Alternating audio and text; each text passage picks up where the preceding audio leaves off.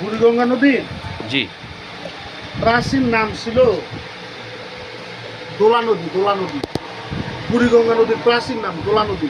আচ্ছা ঘসেটি বেগমরা যখন বুড়িগঙ্গা নদীতে চুবাইয়া মারলো, তারপর থেকে এটার নাম হচ্ছে বুড়িগঙ্গা। আচ্ছা দোলা নদীটা ছিল পদ্মা নদীর একটা শাখা নদী। আচ্ছা এখানে একটা সময় ইলিশ মাছও পাওয়া যেত। এই দোলা নদীর নাম অনুসারে দোলাইপাড়, দোলাইখাল, মূলত এটা দোলা। দোলা, দোলেশ্বর, আচ্ছা এই নামগুলো। এবং দোলাইপাড় ওখানে একটা এই দোলা নদীর একটা শাখা গেছে, সেটা খাল। ওই খালটার নাম হচ্ছে দোলাইপাড়। তারপরে দোলাই খাল, সেই দোলার থেকে এই সব কিছু।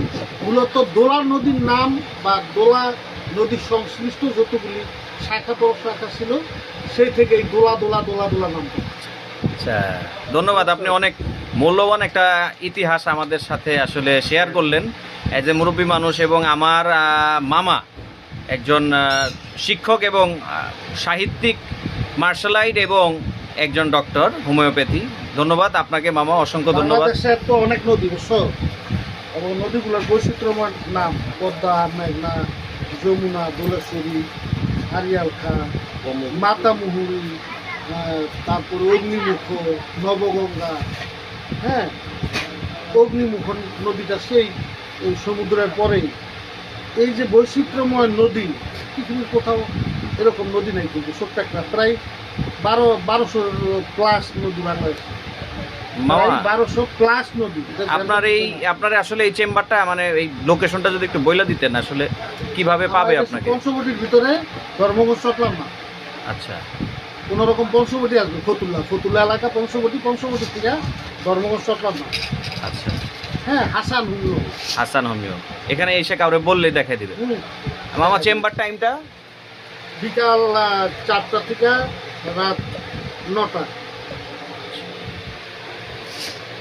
এখানে অনেক আপনার দেখা যাইতেছে মামা, এই যে পদক দেখা যাইতেছে।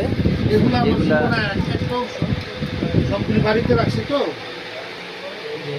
অনেক কিছু আছে, এগুলা সব আসলে আপনার সব যত ধরনের সম্মাননা পাইছেন, এটা মনে হয় না না, এটা তো 4 ভাগের 1 ভাগ আছে এখানে আমার। এখানে 4 ভাগের 1 ভাগ।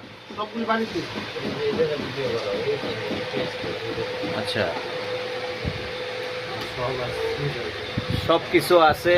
তা আপনারা যারা একজন ভালো বিশ্বস্ত এবং অভিজ্ঞ মানুষের কাছে ট্রিটমেন্ট নিতে যাচ্ছেন হোমিওপ্যাথির জন্য, চলে আসতে পারেন নারায়ণগঞ্জ, পঞ্চবটি, ধর্মগঞ্জ, এখানে জটলার মাঠ। এখানে এসে আপনারা বলতে হবে হাসান